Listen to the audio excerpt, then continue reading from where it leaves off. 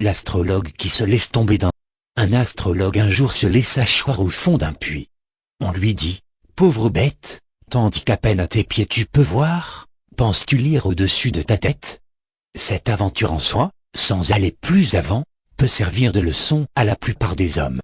Parmi ce que de gens sur la terre nous sommes, il en est peu qui fort souvent ne se plaisent d'entendre dire qu'au livre du destin les mortels peuvent lire. Mais ce livre qu'Homère et les siens ont chanté, qu'est-ce que le hasard parmi l'Antiquité? Et parmi nous la Providence? Hors du hasard il n'est point de science. S'il en était, on n'aurait tort de l'appeler hasard, ni fortune, ni sort, toute chose très incertaine. Quant aux volontés souveraines de celui qui fait tout, et rien qu'avec dessein, qui les sait que lui seul?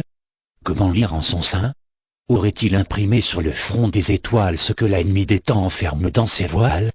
À quelle utilité, pour exercer l'esprit de ceux qui de la sphère et du globe ont écrit? Pour nous faire éviter des maux inévitables? Nous rendre dans les biens de plaisir incapables? Et causant du dégoût pour ces biens prévenus, les convertir en maux devant qu'ils soient venus? C'est erreur, ou plutôt c'est crime de le croire.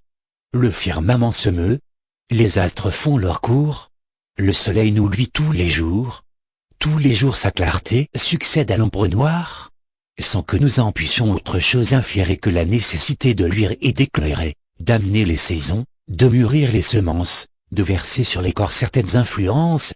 Du reste, en quoi répond ou sort toujours diverses trains toujours égales dont marche l'univers? Charlatans, faiseurs d'horoscopes, quittez les cours des princes de l'Europe. Emmenez avec vous les souffleurs tout d'un temps.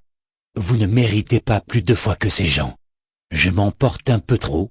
Revenons à l'histoire de ce spéculateur, qui fut contraint de boire. Outre la vanité de son art mensonger, c'est l'image de ceux qui baillent aux chimères, cependant qu'ils sont en danger, soit pour eux, soit pour leurs affaires.